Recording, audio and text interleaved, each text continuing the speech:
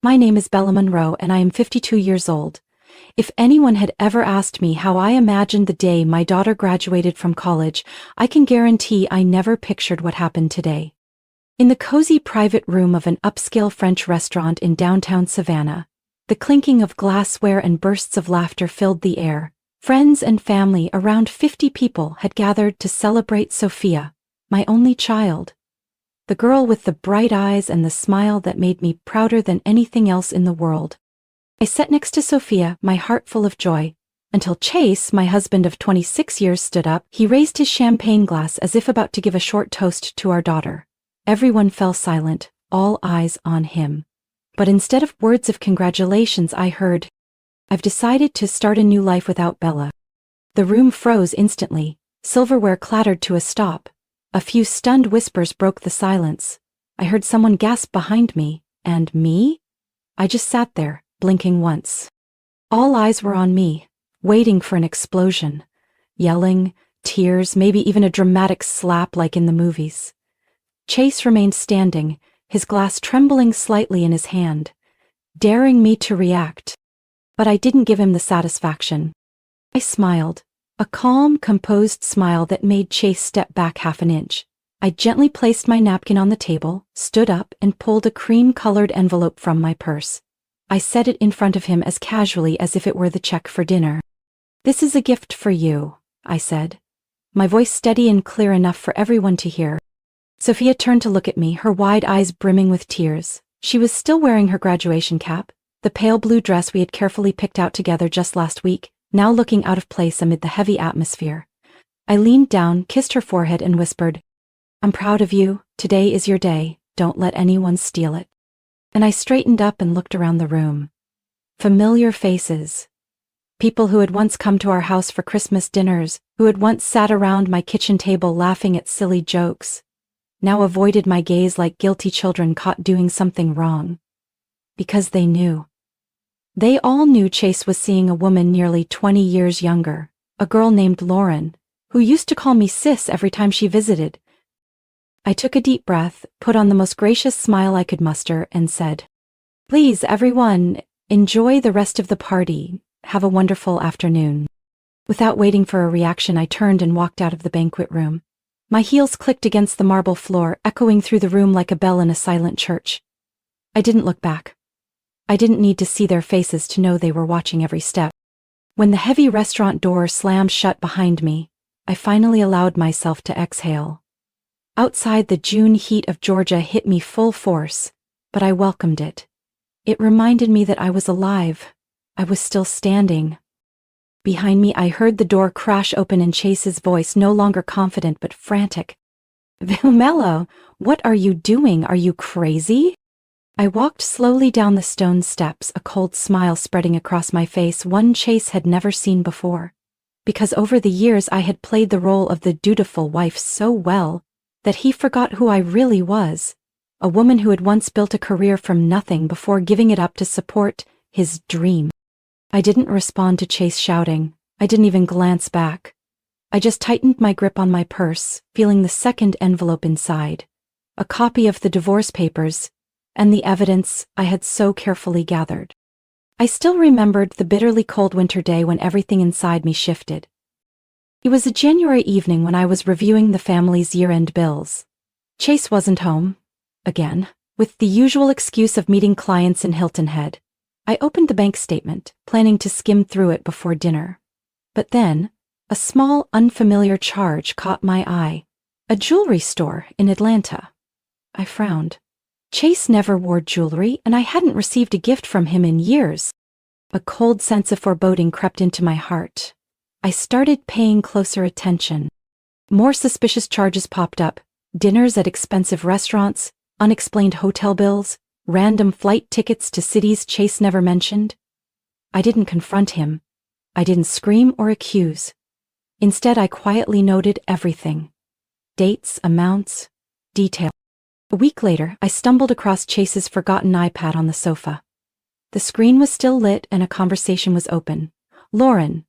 Her name glowed at the top, along with a flood of messages promising a new life, a house by the beach, and nights spent alone together. I closed the iPad with shaking hands, but my mind was clearer than ever. If Chase thought I would go quietly, he had picked the wrong woman. That night when Chase came home, I greeted him with my usual smile, poured him a glass of wine and pretended nothing had changed, but inside I had made up my mind. The next day, I met with Charlotte Reynolds, a divorce attorney I knew from a finance seminar a few years ago. Charlotte was sharp, no nonsense, and completely discreet. Exactly what I needed. In her sunlit office, I laid everything out. The finances, the messages, Chase's behavior, and my gut feelings. Charlotte barely needed to hear half the story before she nodded. "The first thing," she said, "is to check the prenuptial agreement." Pulled out a copy from the home safe. It was a document Chase had insisted on before we married, when I had more assets than he did. I remembered the bitter taste in my mouth when I signed it, but I had never imagined that more than 2 decades later, that same paper would become my shield. Clause 14. If either party was found to have committed adultery during the marriage, the other party would retain the majority of the marital assets, including the house, retirement accounts, and investments. From that moment on, every night, after Chase left for his meetings, I spent hours going over bills, bank transactions, and emails, backing everything up to a private hard drive. I hired a private investigator, Jason, a childhood friend of my brother's, to track Chase when necessary. It didn't take long for Jason to deliver photos of Chase and Lauren holding hands at a beach resort where they had checked in under fake names. I was careful, methodical, treating every move like a chess game. I didn't just want to leave Chase. I wanted him to feel powerless, to taste the betrayal he had so casually inflicted on me over the past year. I gathered enough evidence over 3 months. During that time, Chase kept playing the perfect family man. Dinners with Sophia, sweet talks about retirement dreams. He had no idea that every lie, every glance away, only steeled my resolve. To make sure everything was airtight, Charlotte advised me to wait until after Sophia's graduation. On one hand, I didn't want to ruin my daughter's big day. On the other, I knew Chase would pick that moment to make his move because he cared more about appearances than reality. I prepared the cream-colored envelope filled with Charlotte's carefully drafted documents, the divorce petition, evidence of infidelity, and a detailed list of assets to be divided according to the prenup. I tucked it into my purse this morning. I was ready. All I needed was for Chase to push himself over the edge, and he didn't disappoint me. The sound of Chase's footsteps running after me, his panicked voice calling my name, only strengthened my resolve. With each step, I left behind years of blind loyalty, walking toward a future where I would no longer be chained by betrayal and empty promises. The sound of Chase's shoes pounded urgently on the sidewalk as he chased after me, but I didn't slow down. In my ears I could hear his voice break, furious and panicked with every word. "Bah! You can't do this. Talk to me."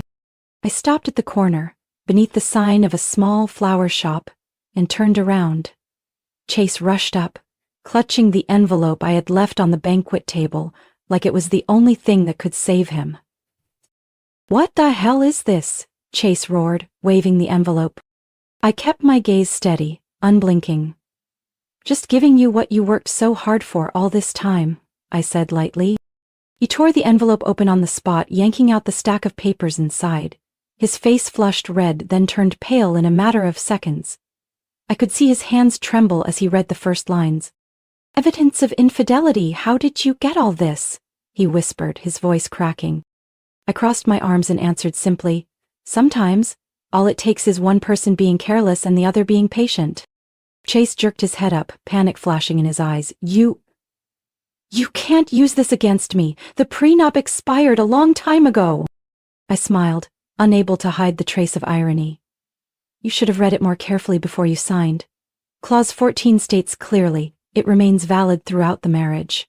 You insisted on it back then, worried about your assets. Now, ironically, it protects me." Chase looked at the file again, crumpling a corner of the paper in his fist as if that could change reality. I didn't look away from his face, watching the familiar smugness shatter piece by piece. "What will I lose?" he asked, almost choking. I tilted my head as if considering the answer, even though I knew every detail by heart. "The house in Savannah. your share of our retirement accounts, and nearly 70% of our joint investments. As for that personal account you thought you hid, I've already had it frozen." Chase stumbled back a step as if he had been struck. "No way," he stammered. "Lauren and we had a plan. The new house, the new life." I cut him off, my voice calm but sharp as steel. "Your new life, Chase, will start from a rented apartment and a frozen bank account." The early summer breeze carried the faint scent of flowers from the shop next door.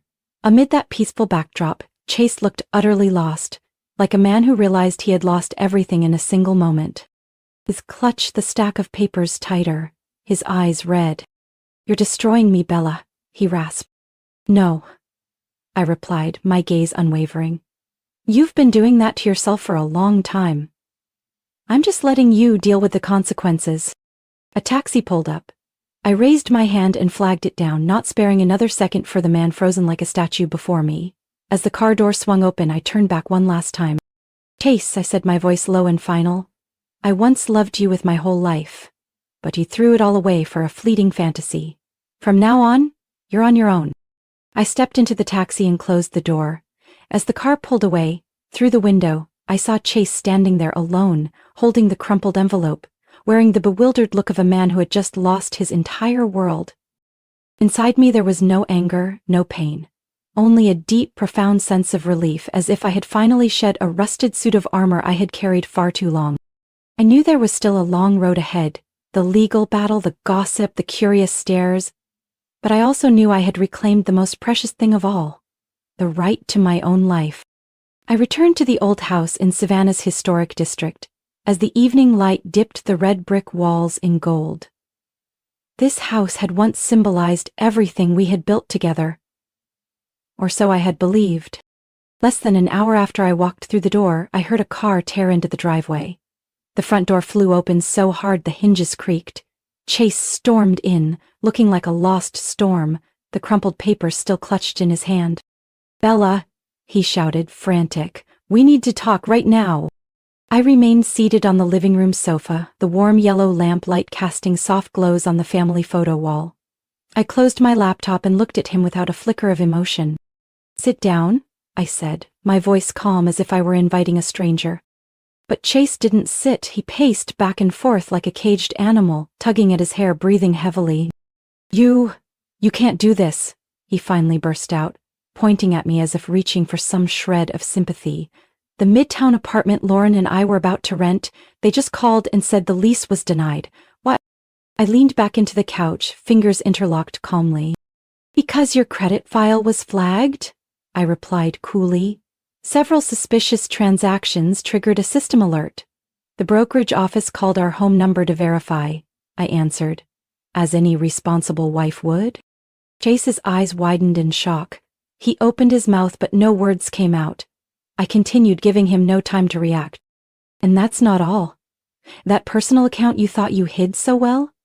It's frozen now under a temporary court order." I smirked. "Congratulations, Chase. You have exactly two options now. Rely on the kindness of others, or start learning how to live humbly." Chase stumbled into the chair across from me, elbows on his knees, burying his head in his hands. It was an image I knew I would remember for a long time. "I just wanted a better life," he mumbled, dazed. "Lauren and we had plans, Bella. We wanted to start fresh." "Then start," I said, my voice gentle but razor sharp. "Start by learning to pay rent yourself, pay your own electric bills, face your own consequences." He looked up, his face flushed red. "You're ruining my life over one mistake." I laughed, a dry, hollow sound without a shred of forgiveness. "Mistake?" I emphasized every word. "Forgetting your wife's birthday is a mistake. Leaving a coat at a restaurant is a mistake. What you did, cheating, hiding money, planning to abandon your family on your daughter's biggest day, that's not a mistake. That's a choice." She stared at me, finally realizing that his usual excuses would find no mercy here. "I need money," he said, as if stating the obvious would fix anything. I crossed my arms, leaning back. You had a secret account. You had Lauren, you had plans, but you don't have me. And you don't have Sophia. Hearing Sophia's name made Chase flinch, as if he had been punched in the chest. Does she know? He asked, his voice breaking. Not yet, I said. But soon. And when she does, you'll be the one explaining why her graduation day turned into a disaster. Chase sat frozen, like the full weight of his mistakes had finally crushed him. I stood, picked up my keys from the table. I'll give you 2 days to pack your things, I said, my voice steady and final. After that, the locks will be changed. You'll need to find another place to start your new life. I walked to the door without looking back. As I closed it behind me, I left him alone with nothing but heavy breathing and a cold silence he no longer knew how to fill. I drove straight to Deanna's house, Chase's sister, the only one in his family who had stayed loyal to me. Her small house with pale blue shingles sat quietly under giant oak trees, just outside downtown. When I arrived, she was already waiting on the porch, her face tight with worry. Are you okay? Diana asked as soon as I stepped out of the car. Better than you think, I said with a strained smile. Diana hugged me tightly, without needing to ask anything more. In that moment, I knew I had found the right place to regroup. Sophia would join me here later that night, after celebrating with her friends. I had texted her, assuring her that everything would be okay, that she just needed to trust me. We were sitting in the living room sipping mint tea when the doorbell rang urgently, shattering the calm. Diana gave me a sharp look, then set her cup down and went to answer it. Heavy footsteps echoed across the hardwood floor. Chase and Lauren stepped inside. 2 storms moving in opposite directions. Chase looked wrecked, hollow-eyed, while Lauren, her blonde hair curled neatly, expensive dress clinging awkwardly, barely dared to lift her head. I stayed seated, waiting. Bella, Chase began, his voice strained with forced control. We need to talk. We've talked enough, I replied coolly. Lauren shifted nervously beside him, her eyes darting around. Clearly she hadn't expected this. Chase turned toward Deanna, as if seeking an ally, but she crossed her arms and blocked the entrance to the living room, refusing to let them come any further. At that exact moment, Sophia entered from the back door, still in her navy graduation dress, her high heels dusted with dirt. Seeing the scene before her, she froze, her eyes blazing with fury. What are you doing here, Dad? Sophia demanded, her voice sharper than I had ever heard before. Dad, I just wanted to explain everything. Chase stepped forward, but Sophia raised her hand to stop him. Explain what? She snapped. Explain why you turned my graduation day into a disaster, or why you betrayed Mom and tried to grab everything you could. Chase froze, his lips pressed into a tight line. Lauren touched his arm as if trying to pull him back, but he shook his head. I made mistakes, Chase choked out, his voice trembling. But I'm still your father, Sophia. She looked at him, her eyes brimming with disappointment. Don't use father to excuse what you did, Sophia said. If you had truly cared about family, you wouldn't have chosen betrayal today of all days. The air grew thick. Chase turned to Lauren, searching for agreement, but Lauren had already stepped back, her gaze shifting from embarrassed to doubtful. That money Chase promised to invest in our new apartment, Lauren stammered. You said it was transferred already. But I just called the bank. The account is frozen, so it was all just empty promises? Chase turned away, avoiding her eyes. I stayed seated, needing no more words. Lauren looked around the room, then back at Chase. The realization shattered across her face like a cracked mirror. What else are you hiding from me? She asked, her voice breaking. Chase said nothing. And in that silence, Lauren understood she had bet her future on a losing hand. I was such a fool, Lauren whispered, her voice trembling, before turning and rushing out the door without waiting for Chase to say another word. The door slammed shut, echoing through the house. Sophia watched Lauren leave, then turned back to Chase, her expression full of both sorrow and disappointment. I don't know if I'll ever be able to forgive you, she said, her voice low and tired. But right now, I just want you to leave. Chase opened his mouth to say something but then just nodded. He walked slowly toward the door, his shoulders heavy like a man who had lost everything he once took for granted. When the door closed again, Diana placed a hand on my shoulder, giving it a gentle squeeze. Sophia came and sat down beside me, resting her head against my shoulder like she used to when she was little. None of us said anything, we didn't need to. The silence was no longer heavy. It was the beginning of something new. A chance to rebuild from the wreckage we never thought could be repaired. The preliminary hearing was scheduled for a Wednesday morning at a small, historic courthouse in Chatham County.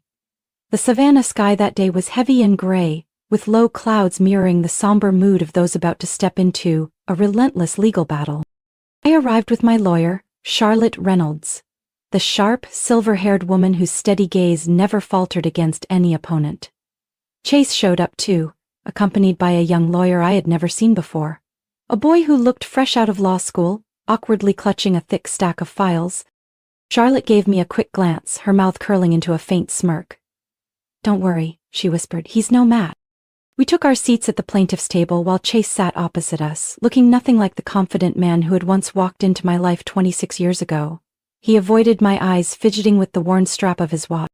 The judge, a stern-looking older woman, entered and called for opening statement.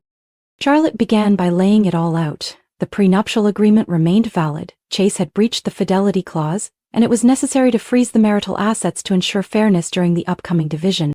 Chase's lawyer stood, his face pale. "Your Honor," he began, his voice slightly shaky, "we argue that the prenup has expired over time due to lack of specific renewal terms." The judge raised an eyebrow and flipped through the file. Clause 17 clearly states, "The agreement shall remain in effect throughout the marriage and any dissolution proceedings. No expiration is indicated." She closed the file with a sharp thud, making the entire courtroom fall silent. "The court finds the prenuptial agreement valid. The plaintiff has provided sufficient evidence of a serious breach of fidelity. Marital assets will remain frozen throughout the case," she declared firmly. I glanced over at Chase. He slumped in his seat, looking utterly drained. The judge continued regarding residence. "The plaintiff, Mrs. Bella Monroe, shall have temporary exclusive use and management of the marital home until a final ruling is issued. The defendant shall have access only to his personal account, limited to essential living expenses." Chase's lawyer tried to object, but the judge raised her hand to silence him. "I have reviewed the transaction records, personal spending, and evidence of financial misconduct. This decision is necessary to protect the plaintiff from further loss." Charlotte smiled faintly, as if she had anticipated every move. After the temporary rulings were announced, the judge adjourned the hearing. The official trial would take place within 60 days. I rose, gathering my papers neatly while Chase remained frozen in his seat. As I stepped out of the courtroom, I heard his hesitant footsteps following me down the empty hallway. "Bella, please," he finally croaked. "We once loved each other." I turned, meeting the eyes that had once convinced me nothing could ever tear us apart. Now they were filled only with regret. "I loved you, Chase, but I love myself too, and that love doesn't allow me to forgive betrayal," I said, my voice calm, free of anger or bitterness. Chase stared at me, his mouth moving as if searching for words, but none came. He simply lowered his head, his shoulders sagging under the weight of his own poor choices. I turned away, walking down the hall with a strange sense of peace. Outside, a soft rain fell onto the cobblestone streets, as if washing away the remnants of a life I no longer belonged to. News of our divorce spread through our social circle like wildfire. Within weeks, whispered gossip at gatherings turned into undeniable truth. Chase Monroe, once so proud of his success, had become a hollow shadow of himself. Not long after the hearing, I heard Lauren had left Chase. She packed her things and moved out of the temporary apartment Chase had struggled to maintain under the financial strain. A mutual friend later told me that one night at a bar, Lauren had muttered, "I didn't sign up to love a broke man." The small company Chase had boasted he would build into an empire quickly crumbled. With no financial skills and no one left to back him, bad investments drained what little he had left. Within 3 months, his office had a "for lease" sign, and the company website was under maintenance. Friends who once toasted with him at every event disappeared. No more golf outings, no more charity galas. Some acquaintances cautiously reached out to me, but I politely declined. I didn't need them. And they had never really needed me. While Chase floundered in the wreckage of his own making, I quietly rebuilt my life, starting from the smallest things. I enrolled in a short financial counseling course for women at a local university, brushing up on my skills and regaining my professional rhythm.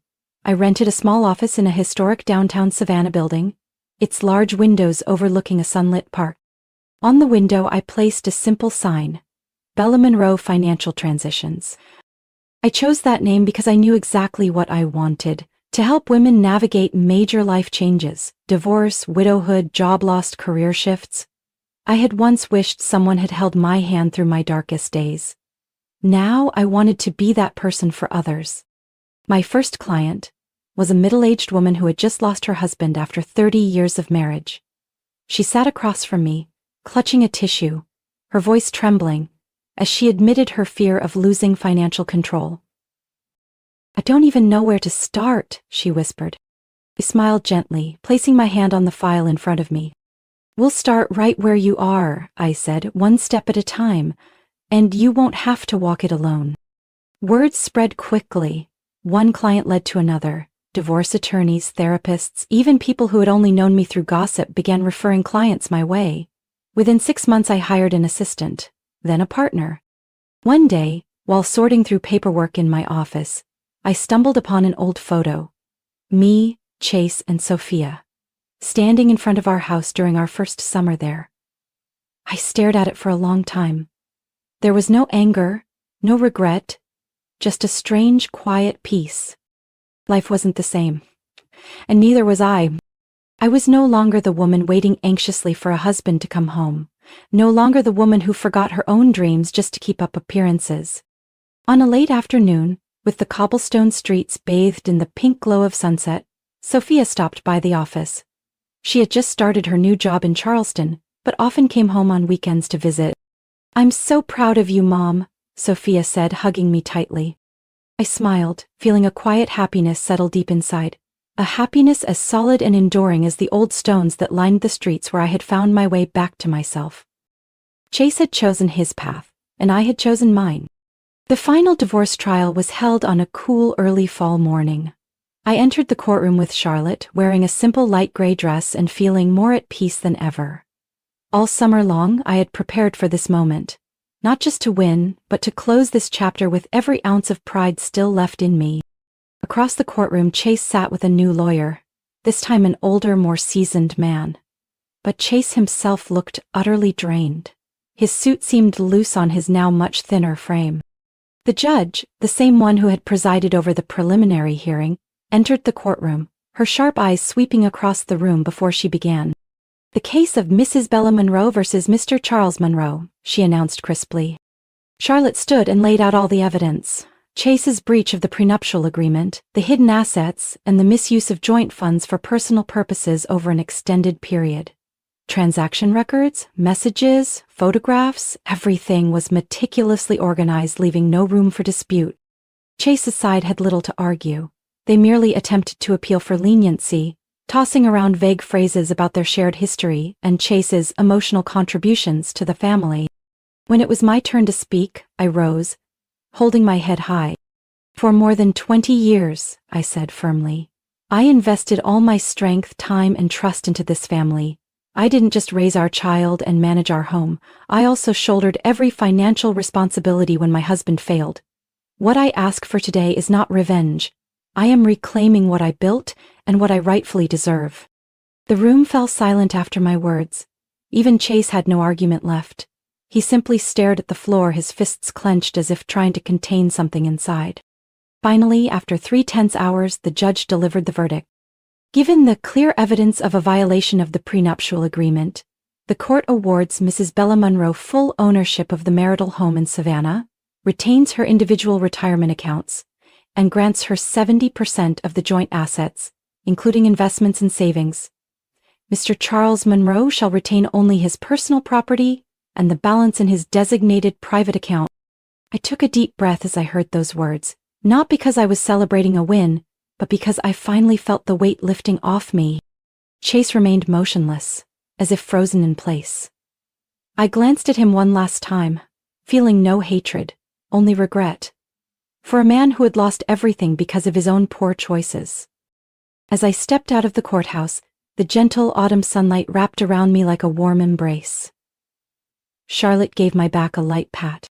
"Congratulations, Bella," she said, a fleeting smile at the corner of her lips. "You didn't just win assets, you reclaimed your future." I simply nodded. In that moment, I understood. Life isn't always fair, but if you stand firm for your worth, there will come a day when justice smiles. That day, I didn't go home immediately. I drove straight to my office. The small space I had rented and nurtured through all those difficult months. Inside, the desk was neatly organized and the sign reading Bella Monroe Financial Transitions gleamed in the sunlight. A silent reminder. I had risen from the ashes and built a new world with my own hands. Chase lost almost everything in the divorce, but the greatest loss wasn't money or property. It was the trust, the respect from family and friends, and above all, from his own daughter. As for me, I didn't just reclaim my life, I rediscovered myself. Stronger, freer, and no longer defined by anyone else. I looked out through the large window, watching the autumn leaves swirl in the breeze like a graceful dance. An old chapter had finally closed. About a month after the final hearing, one late afternoon while I was wrapping up paperwork at the office, the phone rang. The caller ID made me pause for a moment. Chase. I let it ring a few more times before picking up. "Ella." His voice was raspy and worn. I know you probably don't want to hear from me, but please, give me just a minute." I leaned back in my chair, feeling strangely empty inside. "Go ahead," I said curtly. "Well, still there." There was a long pause as if he was searching for the right words. "I ruined everything," he finally said, his voice heavy. "I lost you. Lost our daughter. Lost my own self-respect. I have nothing left but regret." I closed my eyes for a moment. A part of me had longed to hear this apology, but now, hearing it, I felt only relief. No more pain, no more anger, just a sense of closure. "I know," I replied calmly. Chase hesitated, then added, "I'm not asking for forgiveness. I just want to know if there's any chance left for us. I'll change, I'll start over." I opened my eyes and looked out at the street, bathed in the golden hue of sunset. And I knew my answer. "No, Chase," I said, my voice soft but firm. "That door closed a long time ago. I'm no longer standing there waiting to open it." Chase fell silent for a long time. I could hear the collapse in his heavy breathing. "You deserve better," he finally said, and for the first time, I believed he truly meant it. I hung up the phone, feeling no ripple in my heart. The old story had truly ended. My life moved into a new chapter I hadn't even dared to imagine. My small office grew quickly, forcing me to rent a larger space within just 8 months. Clients kept coming. Women who had been knocked down by life, now sitting across from me with hope in their eyes. I didn't just help them manage money. I listened to their stories, guided them to plan for a future they once thought was lost. I became their steady hand, the kind of hand I once wished for during my own darkest days. Sophia, my daughter, called regularly from Charleston. She had just been promoted to lead the communications team at her company, and in every call I could hear the uncontainable pride in her voice. "You're my role model, Mom," Sophia had whispered one evening when we sat on the porch sipping tea. "Not because you survived it all, but because you turned your loss into your strength." Those words, more than any financial success, were the greatest reward I could have ever received. One weekend, I treated myself to a trip to Asheville, up in the mountains, where the autumn leaves painted the hills in brilliant reds, golds, and oranges. Standing on the balcony of a cozy little homestay, overlooking the vibrant valley, I felt my heart open wide and completely at peace. I once thought happiness meant keeping a family intact at all costs. But now, I understood true happiness begins when you choose yourself, even if it costs you every old dream. Bella Monroe, who once lived in the shadow of a man, had stepped into the light, writing her own story with no one's approval needed. I walked back inside, opened my laptop, and began drafting a plan for a new program, a series of free workshops on financial management after divorce for women in the community. Because I knew there were women out there who needed a hand, a voice telling them you are stronger than you think. And this time, I would be that voice. Bella's story is a powerful testament to the strength of rebuilding after betrayal, From a woman who sacrificed everything for her family, she rose again after heartbreaking betrayal, reclaiming her life with perseverance, dignity, and wisdom. She shows us that loss is not the end, but the beginning of a freer, happier journey. What do you think about Bella's powerful journey? Would you choose to walk away or forgive in her situation? Share your thoughts in the comments below, and don't forget to follow the channel for more inspiring stories about family and life.